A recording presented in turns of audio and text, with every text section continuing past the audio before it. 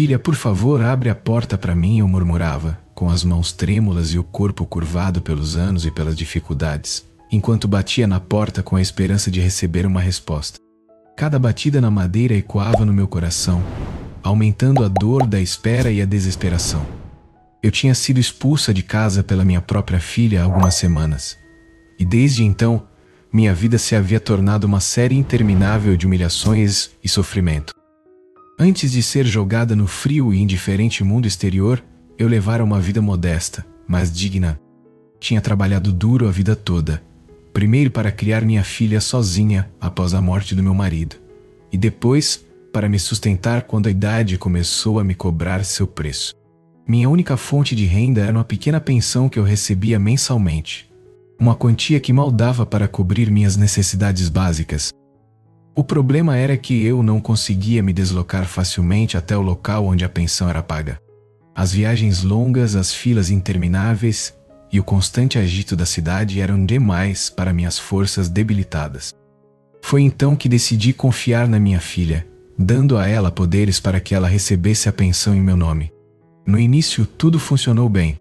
Ela sacou a pensão e me trouxe o dinheiro, certificando-se de que eu tivesse pelo menos o necessário para comer. Entretanto, com o tempo, a situação mudou drasticamente. Minha filha, sobrecarregada pelos seus próprios problemas e ressentida pela responsabilidade de cuidar de mim, começou a descontar em mim.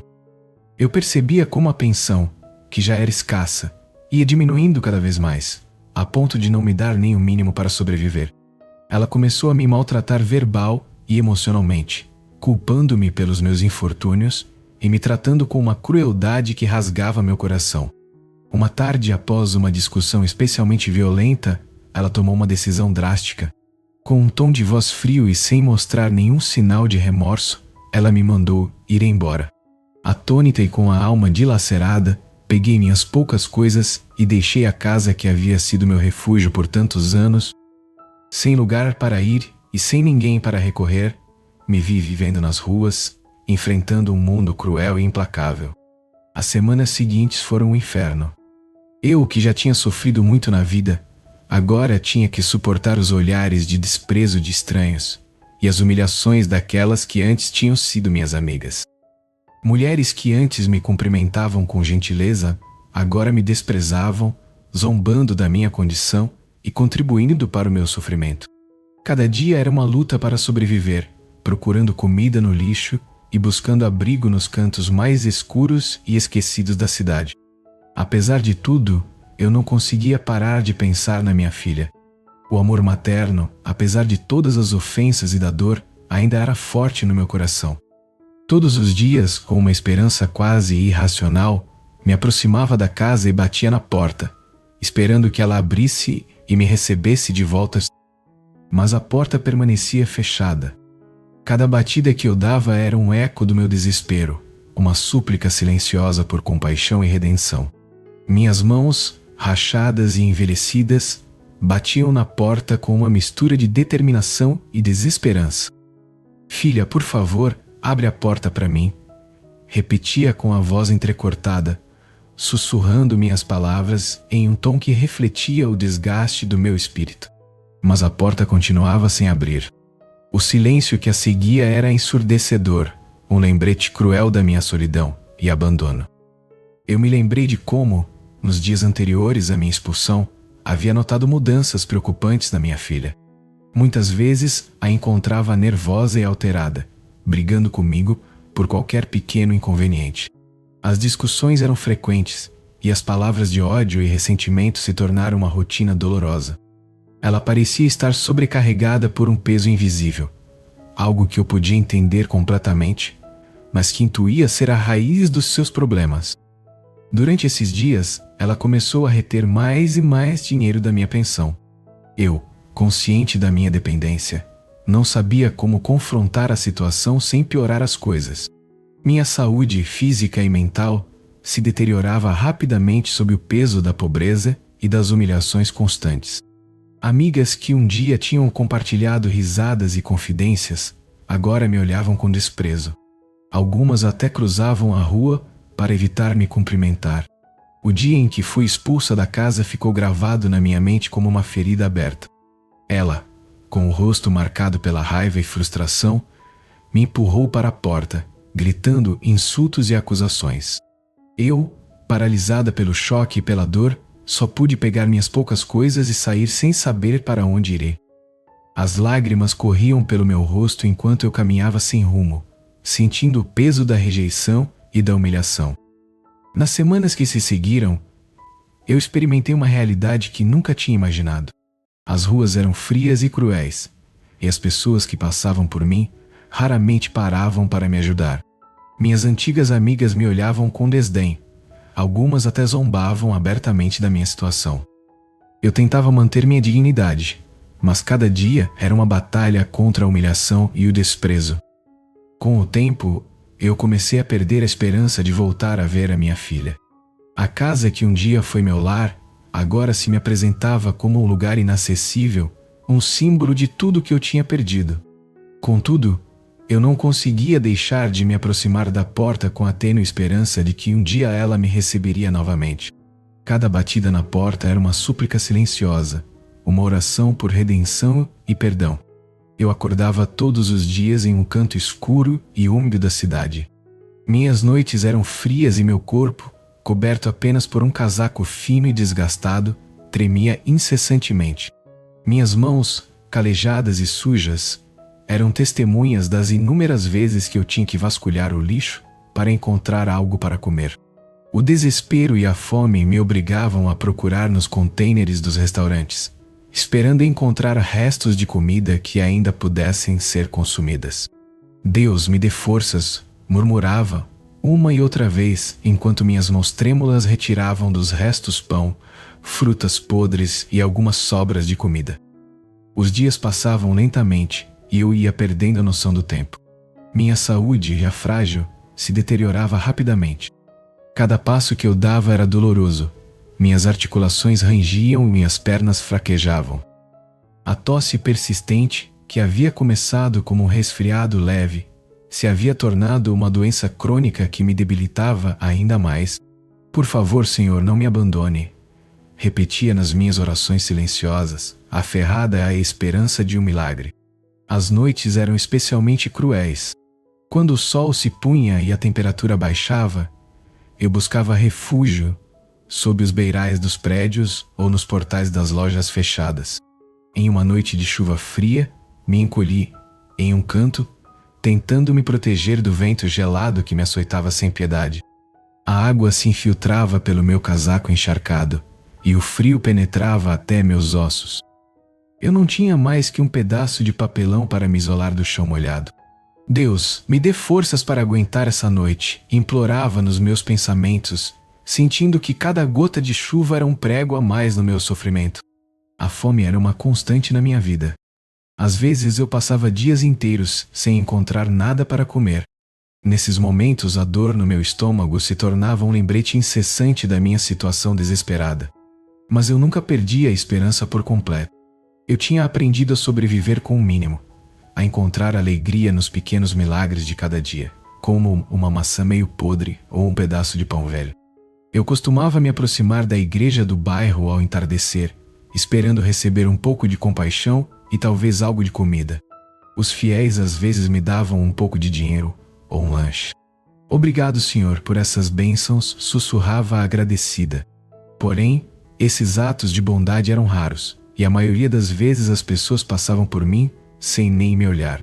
O deterioro físico era evidente no meu rosto, que estava emagrecido, e meus olhos, que um dia tinham sido brilhantes, agora refletiam uma profunda tristeza e resignação. As roupas que eu usava, desgastadas e sujas, mal me protegiam do frio e da chuva. Todas as noites, antes de tentar dormir, eu juntava minhas mãos em oração. Senhor, proteja minha filha, embora ela não me queira. Me dê a fortaleza para suportar mais um dia. Eu não conseguia evitar pensar na minha filha, em como tudo se havia torcido. A esperança de uma reconciliação, por pequena que fosse, ainda era um farol na escuridão da minha vida. Todas as manhãs, depois de uma noite de insônia e frio, eu me levantava com a esperança de que aquele dia seria diferente, que minha filha me receberia de volta. Mas todos os dias me deparava com o mesmo silêncio, a mesma indiferença. Em uma noite especialmente fria, eu encontrei refúgio em um pequeno beco, onde o vento não soprava com tanta força. Me encolhi em um canto, me cobrindo com meu casaco fino, tentando manter o calor. As gotas de chuva caíam ao meu redor, formando pequenos charcos no chão. Eu fechei os olhos e comecei a orar em silêncio, pedindo forças para sobreviver mais uma noite. Deus, me dê forças, sussurrei, sentindo como as lágrimas se misturavam com a chuva no meu rosto. Minhas palavras eram uma súplica desesperada, um grito silencioso no meio da escuridão. Eu sabia que não podia continuar assim por muito tempo, que meu corpo e meu espírito estavam no limite. Mas também sabia que não tinha outra opção, que eu devia seguir em frente. Um dia de cada vez. Enquanto a chuva continuava caindo e a noite se tornava mais fria, eu me aferrei à minha fé e à esperança de que um dia minha filha abriria a porta. Eu me encolhi sob um pequeno beiral, tentando me proteger da chuva torrencial que caía sem piedade. O frio penetrava meus ossos e a umidade se infiltrava pelas minhas roupas desgastadas. De repente, um sentimento forte me invadiu. Não é normal que ela não abra a porta, pensei com desesperança. E se aconteceu algo? Algo não está certo, me dizia a mim mesma enquanto tossia sem parar. A ideia de que minha filha pudesse estar em perigo me impulsionou a me mover, decidida a investigar. Me levantei com esforço e comecei a caminhar em direção à casa. A chuva não cessava e cada passo que eu dava, me sentia como em uma luta contra a corrente. Ao chegar na casa, comecei a gritar com todas as minhas forças. Filha, por favor, abre a porta para mim. Estou preocupada com você. Mas não houve resposta. As pessoas que viviam perto da casa já me conheciam, me viam todos os dias e se haviam acostumado à minha presença. Essa casa está abandonada, senhora. Pare de chamar aí. Nunca vimos ninguém sair, me diziam com voz apática. Mas eu não podia acreditar que aquilo fosse verdade. Algo dentro de mim me dizia que minha filha estava ali, que algo terrível havia acontecido. Ignorando os olhares de compaixão e os comentários das pessoas, decidi esperar na porta até o amanhecer, encharcada pela chuva, com a esperança de que minha filha aparecesse. À medida que as horas passavam e a chuva não cessava, eu me sentia cada vez mais fraca, mas minha determinação não fraquejava. Cada movimento era doloroso, mas eu não me detive. Trepei pelo desnível com dificuldade. Minhas mãos trêmulas se agarravam a qualquer saliência que encontravam. Finalmente consegui entrar no quintal. O lugar estava em ruínas. A vegetação crescia descontrolada e as janelas estavam cobertas de poeira e mofo. Com o coração batendo rapidamente, me aproximei da porta dos fundos e a empurrei com força. A porta cedeu com um rangido inquietante. O que eu descobri ao entrar me deixou aterrorizada. Tudo estava empoeirado, os cômodos quase vazios. Enquanto eu caminhava, a poeira se levantava, enchendo o ar com o odor de umidade e abandono. O que aconteceu aqui? Me perguntei em voz alta, minha voz ressoando no silêncio da casa. Me movi com cautela, observando cada canto, cada sombra, com o temor de encontrar algo terrível. Ao entrar em um dos quartos, um pequeno reflexo em um canto chamou minha atenção. No início, pensei que era um fantasma, uma aparição que vinha para me atormentar. Meu coração acelerou e senti que as pernas fraquejavam. Quem está aí? Perguntei com a voz trêmula, avançando lentamente. Ao me aproximar, descobri que o reflexo provinha de algo mais tangível. Ali, no canto, tremendo e encolhida, estava minha filha. Corri em sua direção, meus braços estendidos em um gesto desesperado. Filha, é você? O que aconteceu? Exclamei, enquanto a abraçava com força. Ela não respondeu, apenas movia a cabeça de um lado para o outro, se inclinando. Eu, com lágrimas correndo pelo meu rosto, tentei acalmá-la. Calma, filha. Eu estou aqui, tudo vai ficar bem, murmurei, enquanto acariciava seu cabelo emaranhado. Mas ela não parecia me reconhecer, seus olhos vazios e sua mente perdida em um abismo de confusão. Meu Deus, o que aconteceu com ela? Pensei com desespero, sem conseguir compreender como havíamos chegado a esse ponto. A habitação estava coberta por uma camada grossa de poeira, e o mofo se espalhava pelas paredes. O ar era denso e sufocante, e o silêncio avassalador. Olhei ao redor, tentando encontrar alguma pista que explicasse a condição da minha filha. Quem fez isso com você? Por que você está aqui sozinha? Perguntei com a voz rouca. Mas ela não respondia, apenas continuava tremendo, perdida em seu próprio mundo. Eu fiquei ali, abraçando minha filha, tentando lhe infundir um pouco de calor e consolo. Sabia que não podia ficar naquele lugar por muito tempo. Temos que sair daqui. Vou te levar para um lugar seguro, disse com determinação. Mas mover minha filha não seria fácil. Ela parecia não ter forças, e sua mente estava tão fragmentada que ela nem conseguia andar sozinha. Com esforço, consegui levantar minha filha, apoiando-a contra meu próprio corpo debilitado. Vamos, querida. Só um pouco mais, sussurrava enquanto a arrastava lentamente para a saída. Cada passo era uma luta, e a chuva continuava caindo, como se o céu chorasse junto conosco. Eu sentia que minhas próprias forças me abandonavam, mas não podia me render. Deus, me dê forças, orava em silêncio enquanto avançávamos passo a passo. Finalmente conseguimos sair do quintal. A chuva fria nos envolveu, mas eu não parei. Aguenta um pouco mais, filha.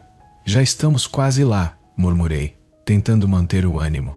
As pessoas que viviam perto nos olhavam com espanto e compaixão, sem entender completamente a cena que se desenrolava diante de seus olhos. Eu me dirigi para a rua principal, buscando ajuda. Por favor, alguém, ajudem-nos, gritei com a voz cheia de desespero. Uma mulher que passava se aproximou rapidamente, seguida de alguns vizinhos. O que aconteceu? Perguntaram. Minha filha está doente. Precisa de ajuda? Foi tudo o que consegui dizer antes que minhas forças finalmente me abandonassem. As pessoas me ajudaram a levar minha filha para um lugar seguro, onde ela pudesse receber a atenção de que precisava. Eu, exausta e encharcada, observei com olhos cheios de gratidão e esperança. Obrigado, Senhor, por esse milagre. Sussurrei na minha mente, enquanto meus olhos se fechavam pelo cansaço. Naquela noite, enquanto a tempestade continuava lá fora, eu e minha filha encontramos um novo refúgio. A batalha não tinha terminado, mas havíamos dado o primeiro passo para a recuperação e a redenção. Eu sabia que o caminho seria longo e difícil, mas não estava disposta a me render. Com minha fé e o amor pela minha filha, eu enfrentaria qualquer desafio que viesse, movida pela urgência e pelo medo. Eu carregava minha filha nos braços, sentindo cada um dos meus passos como um peso físico e emocional. A chuva continuava caindo com intensidade enquanto avançávamos em direção ao hospital mais próximo. Ela murmurava palavras incoerentes, sua voz quase um sussurro na tempestade. Tranquila, filha, estamos chegando, repetia com a voz trêmula, tentando acalmá-la, embora meus próprios pensamentos estivessem cheios de incerteza e preocupação. Ao chegar no hospital, fomos recebidas pelo pessoal médico, que agiu com rapidez. Minha filha foi levada imediatamente para uma sala de emergência, enquanto eu esperava cheia de ansiedade e esperança. Finalmente o médico-chefe se aproximou de mim com um gesto sério, mas compassivo. Senhora, sua filha está sofrendo de transtornos mentais severos. Parece que ela passou por experiências traumáticas que desencadearam esses problemas, explicou o médico em voz baixa, como se quisesse proteger a fragilidade do momento. Eu ouvia com o coração encolhido, entendendo aos poucos o peso das palavras do médico. Os traumas da discriminação e a dor de ter sido expulsa de casa haviam mergulhado minha filha em uma espiral de confusão e desesperação. Senti um nó na garganta ao compreender que a distância e a frieza que eu havia percebido nela não eram mais que o resultado de feridas profundas e não cicatrizadas. Mas, apesar do diagnóstico sombrio, eu não vacilei na minha determinação. Doutor, farei tudo o que for necessário para ajudar a minha filha.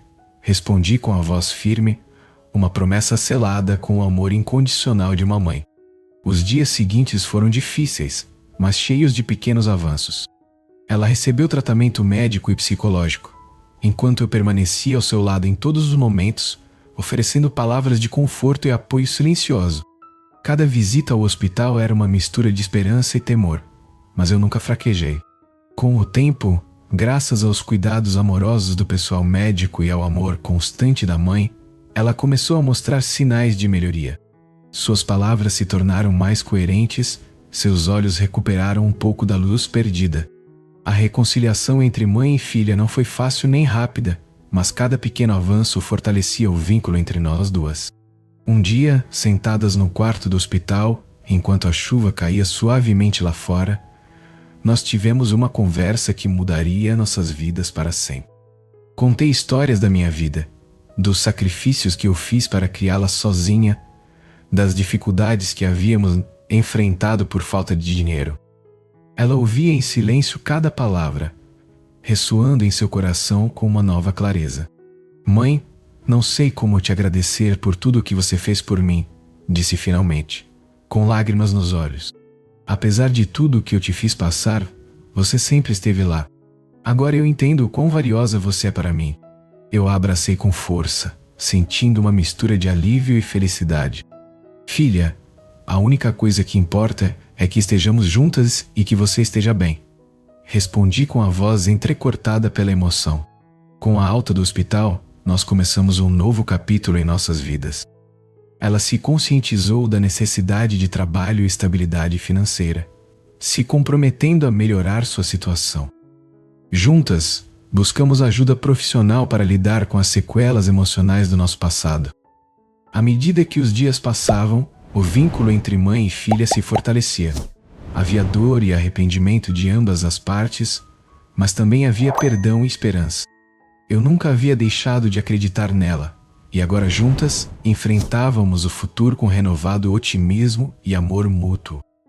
Na quietude das noites, enquanto a chuva ainda caía ocasionalmente, eu agradecia em silêncio pelo milagre de tê-la de volta, completa e no caminho para a cura.